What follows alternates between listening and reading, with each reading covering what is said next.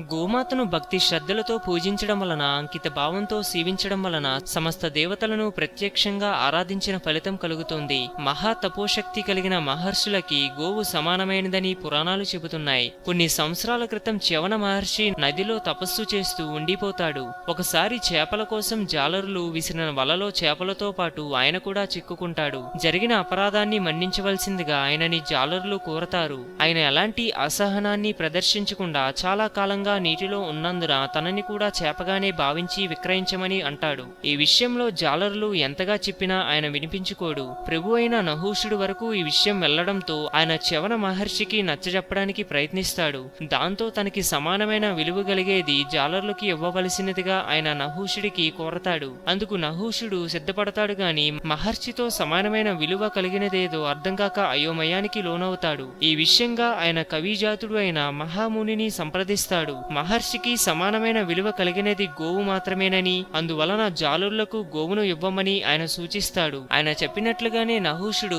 చ్యవన మహర్షికి బదులుగా జాలరులకు గోవును ఇస్తాడు. ఆ గోవును చ్యవన మహర్షికి దానం చేసిన జాలరులు అనేక దోషాల నుంచి బయటపడతారు. ఆ దాన ఫలితంగా ఉత్తమ గతులను పొందుతారు. హిందూయిజం గురించి మరెన్నో గొప్ప గొప్ప విషయాలను తెలుసుకోవడం కోసం మా ఛానల్ని సబ్స్క్రైబ్ చేయండి. ఈ వీడియో మీకు నచ్చినట్లయితే లైక్ చేయండి, షేర్ చేయండి.